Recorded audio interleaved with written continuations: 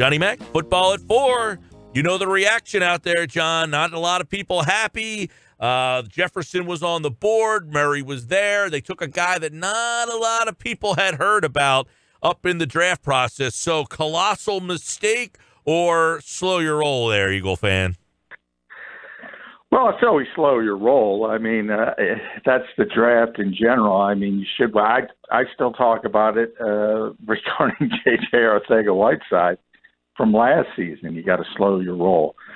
Hopefully, things work out better a little bit earlier. But I mean, any draft you have to wait essentially 3 years to give a proper grade on. So you look at what the Eagles did, and look, they wanted speed in this offense, and by that I mean play speed, because I know a lot of people are talking about 40 times, and Jalen ran a disappointing 40 time at the combine, but you watch him on film, he's one of those explosive players, and he's more explosive than Justin Jefferson. So that part is fair, but Jefferson is a playmaker.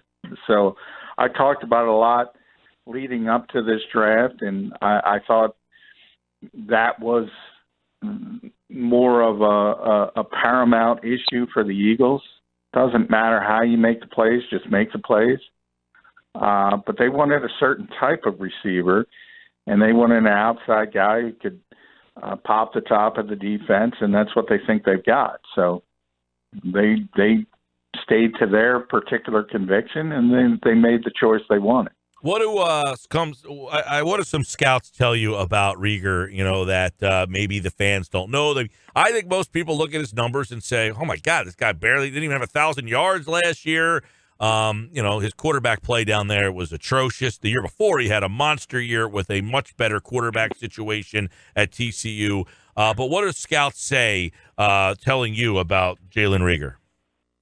Yeah, it's funny. I mean, you bring up that point. I mean, he had terrible quarterback play last year. So I do think the numbers are a little bit deflated, and it's not fair. And obviously the obvious comparison is with Jefferson, who was so explosive and put up such big numbers at LSU. But, of course, think about that. That might have been the best offense in the history of college football. Number 1 pick in the draft, Heisman Trophy winner, most accurate quarterback. Now, some people from the Eagles are trying to deflect and say that takes away from Jefferson. I don't think it necessarily takes away from Jefferson. I do think what's fair is if you put Reagor on that LSU team, he's got pretty big numbers. Are they as big as Jefferson? Probably not, but he's got big numbers. So I do think that part is fair. And what he is, and I don't want to, it's unfair, and I talk about comps all the time, but what the Eagles are trying to create is a Kansas City situation. No surprise, because Andy Reid, we all know his imprint on the Philadelphia organization still exists today in a big way from a philosophy standpoint. And everything Andy does, the Eagles kind of have the same sentiment. And you've seen that offense.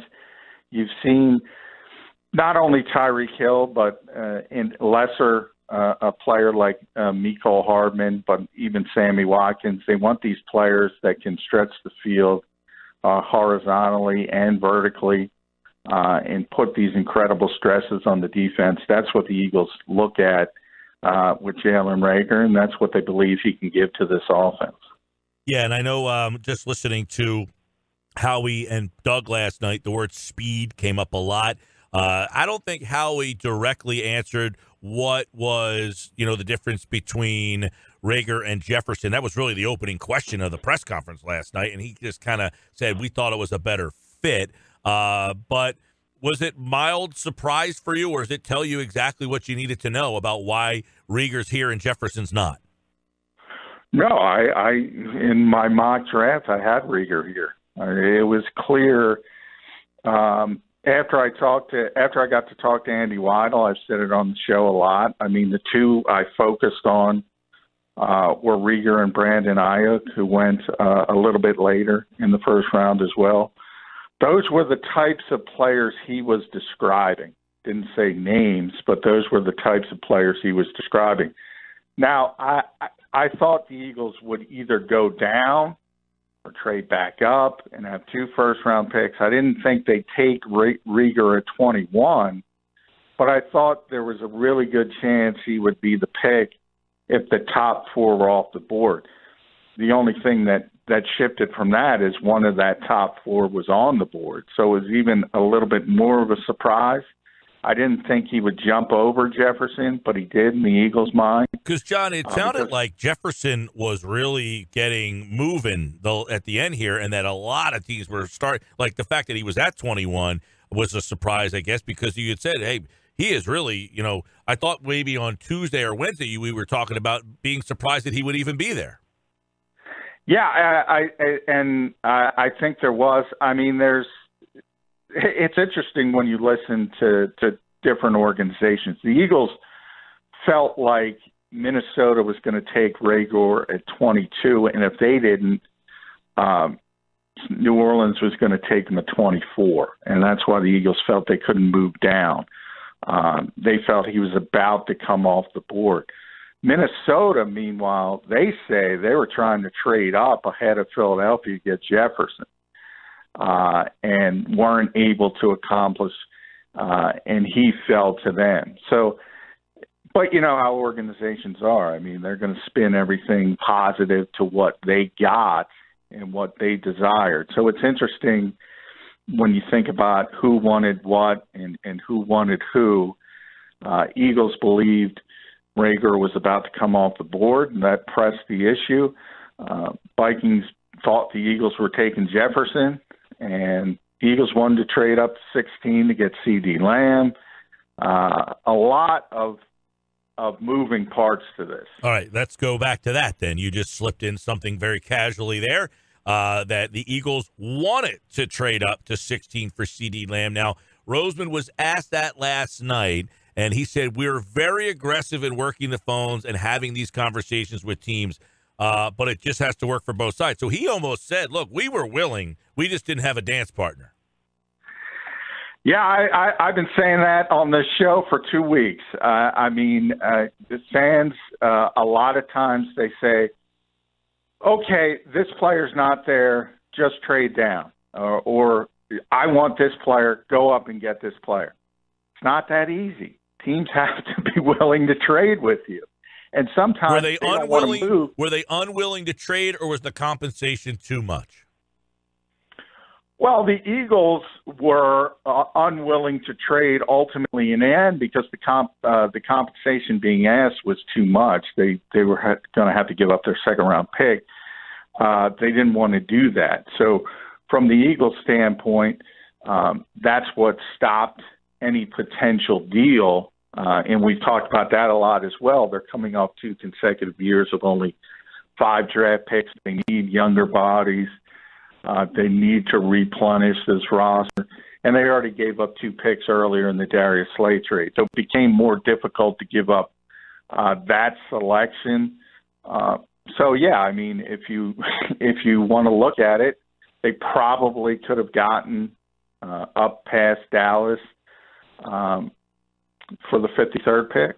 So you kind of have to ask yourself, and you wait. If the Eagles stay at 53 today, you start, is CD Lamb better than Jalen Reagor and whatever they get? That's kind of the discussion you'll have to have.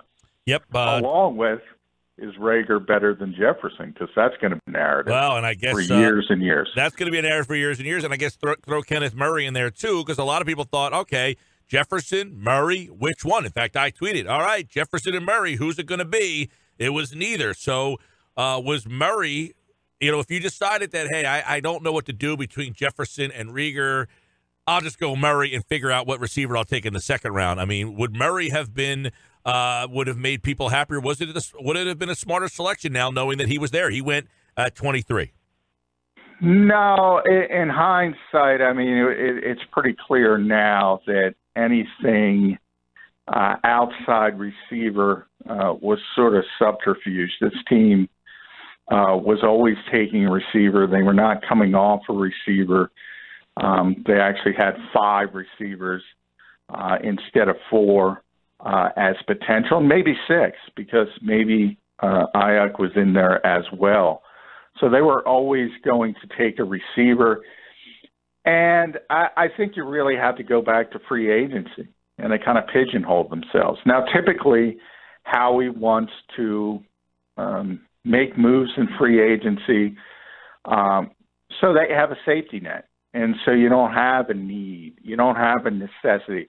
You don't have to pick a certain position because it's bare or you haven't supplemented it with at least a competent option from the veteran ranks. But the second part of that is they didn't want a veteran receiver. They wanted a young receiver, and that's something we've said a lot. They wanted a young receiver to grow with Carson Wentz. Coming off the Alshon Jeffrey nonsense, they didn't want a receiver who's been in other places with other coaches, other schemes, other quarterbacks. They wanted an untouched prospect, and I'm not sure I agree with that, to be honest, because Carson's a big boy. He should be able to handle a strong-willed or strong personality receiver. You got to take those kids' gloves off. And in a lot of ways, I wrote about this on Sports Illustrated. The Eagles, I probably mentioned it on this show, Mike. Brian Billick is the first one who told me, but it's been a cliche for years. Need is the worst talent evaluator in sports. The Eagles had a need. They didn't do enough to fix it in free agency, so they had to do it in the draft. Might work out, but you shouldn't put yourself in that position. Well, you wrote about at Sports Illustrated, at J.F. McMullen, to get that piece, why the Eagles felt they needed Reagor. Why was if you go back and say they had a need at this position, that's clear, and they really hammered home last night. In fact, I wrote a piece about it for the website. Doug Peterson said obviously number one was the speed. So speed was what really enamored them about this guy. So why was he needed? Yeah, I mean, that's it. That's what they felt they needed, and they wanted that, as I mentioned, that Kansas City trait to their offense that they use so well. You can't fully count on Deshaun Jackson, how he always says and has it in the building. Sign up. Hope is not a strategy. You can hope, but you can't count on Deshaun Jackson. And then you sit back and you have 2 dynamic players who can run, hopefully, and you hope the pieces fall in place for the puzzle. But the fact that the Eagles didn't address this position at all in free agency or in the trade market could have been a stopgap. We're not saying Robbie Anderson is the answer or Brashad Perryman is the answer. But a player like that, if you sign them in free agency, you have the safety net. And you don't have to take a receiver. Eagles didn't want to do that. They didn't do that. And that meant they had to take a receiver in the first round. Simple as that. All right. A lot to kind of dissect here, too, because you mentioned the fact that CeeDee Lamb goes to Dallas. And I guess that just adds to the anger from the Eagles fans that Lamb ends up going to Dallas at number 17. So what'd you think of Dallas adding CeeDee Lamb there? Well, on paper, it looks like a great pick. I mean, most people had him as the top receiver on the board. I think he's the best receiver in this class. I think he's the most well-rounded receiver. He's the biggest playmaker. And it's scary if you think about what he could potentially be. And Amari Cooper there as well. And, oh, by the way, Ezekiel Elliott in the running game. That's pretty scary. That's if things hit. Now, we've seen bust and guys who don't turn out to be what they're supposed to be all the time. So there's no guarantee that CeeDee Lamb is going to be a superstar. I think there's too many people defaulting to this guy's going to be DeAndre Hopkins, which is extremely, extremely unlikely. But there is an opportunity that, that's the player the Eagles had, and we're trying to trade up for. So they thought a lot of them as well. Yeah. You look at the Raiders, and Raiders are weird. I mean, let's be honest. Dating back to the day, I almost see the ghost of Al Davis telling them to take Henry Ruggs because of the 4-2-7 and just stretching the field. But, they did it last year with Cleveland Ferrell. That's just Mike Mayock. He gets a player, doesn't care if there's a higher rated player in the groupthink mentality, so to speak. So they went in a different direction. Denver went in a different direction. And all of a sudden, Dallas is sitting there, and you saw Jerry Jones. I mean, he couldn't contain his giddiness. We'll see if it works for him. Yeah, I thought that was interesting. And, of course, at that spot, 17, you're thinking, CeeDee Lamb's on the board, and Dallas is there. You're not making a trade with Dallas, that's for sure.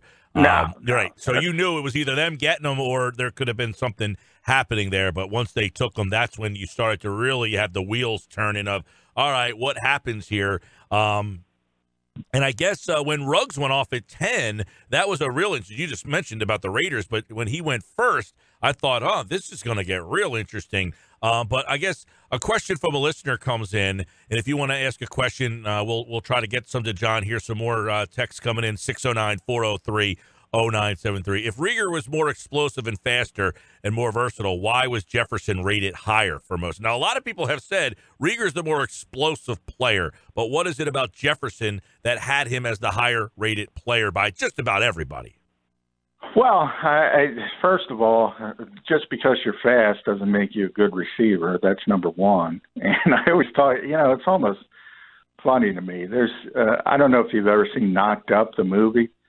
Craig Robinson is the bouncer in that movie, and he's not letting the girls in because one is pregnant and one is a little bit older. Yep. And he says, "You're too old," and he says, "Not for the earth, just for this club." Every NFL receiver is fast. Every single one of them. They might not be fast for an NFL receiver, but they're damn fast for earth. And Justin Jefferson is plenty fast, number one. He's the best route runner in this draft. He's the best playmaker in this draft. And when you look at it, you're playing on the best team in the best conference against the best competition. You're in the playoffs. He plays his best games in the biggest games. What's not to like? I mean, that's why he was rated above by just about everybody. And to be honest, if it were my selection, I would have taken him over Reagor, and it wouldn't have been particularly close.